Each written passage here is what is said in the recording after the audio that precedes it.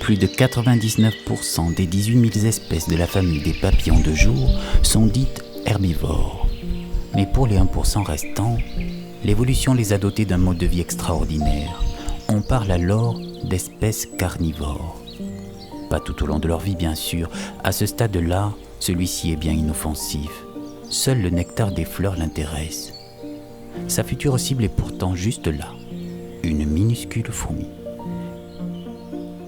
Le plus connu d'entre eux est l'azuré du serpolet.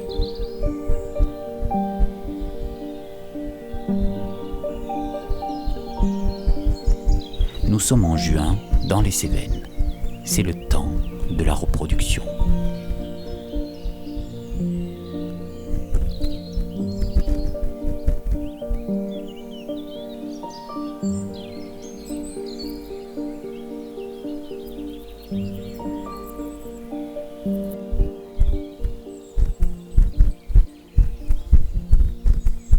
La femelle choisit les boutons fermés d'origan.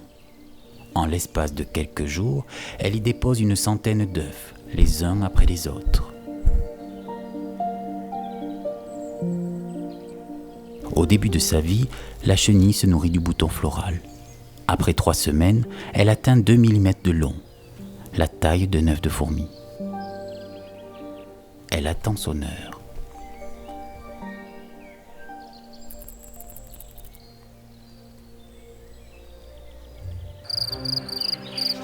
Lorsque la nuit tombe, la température baisse. Les fourmis ravitailleuses se mettent en activité. L'odeur émise par la chenille est familière pour la fourmi. C'est la même molécule que celle émise par son cousin. Dans la vallée du Galaison, c'est la fourmi Myrmica spinosio qui va être attirée.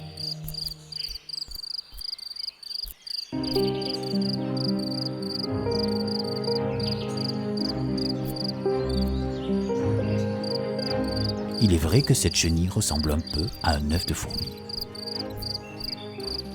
Sur son dos, la chenille possède une glande qui sécrète un liquide sucré, dont la fourmi raffole.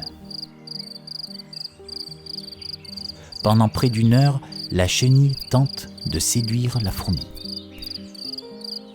Si la fourmi succombe à la supercherie, elle ramène la chenille vivante dans la fourmilière.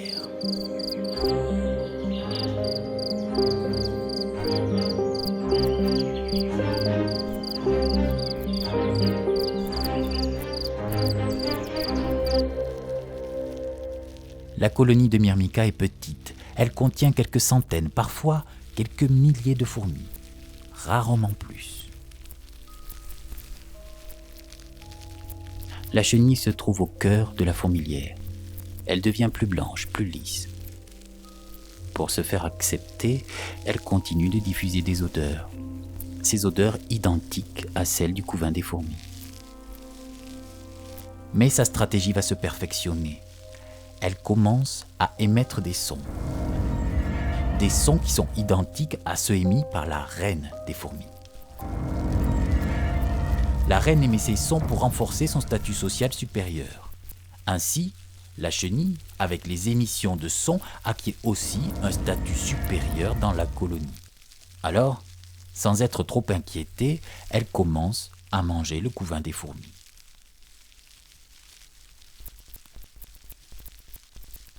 Mais la chenille n'est pas pour autant à l'abri d'être démasquée. Lorsqu'elle a fini son repas, elle s'isole par sécurité. Elle choisit une chambre inoccupée, à proximité de la chambre d'élevage, jusqu'à son prochain repas. Une seule chenille consomme plusieurs centaines d'œufs. Il n'est pas rare qu'elle mange l'intégralité du couvain.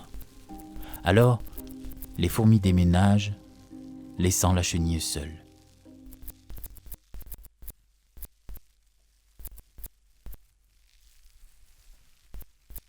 Jusqu'à l'arrivée d'une nouvelle colonie venant du voisinage. Au cours de son séjour sous terre, le poids de la chenille va être multiplié par 100. Au mois de mai, la chenille se transforme en chrysalide.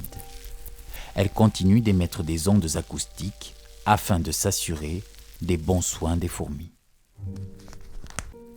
L'azuré du serpolet émerge de sa chrysalide sous terre au printemps suivant.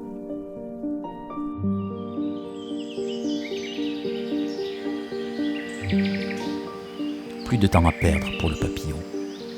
Il se hisse de la fourmilière à la lumière.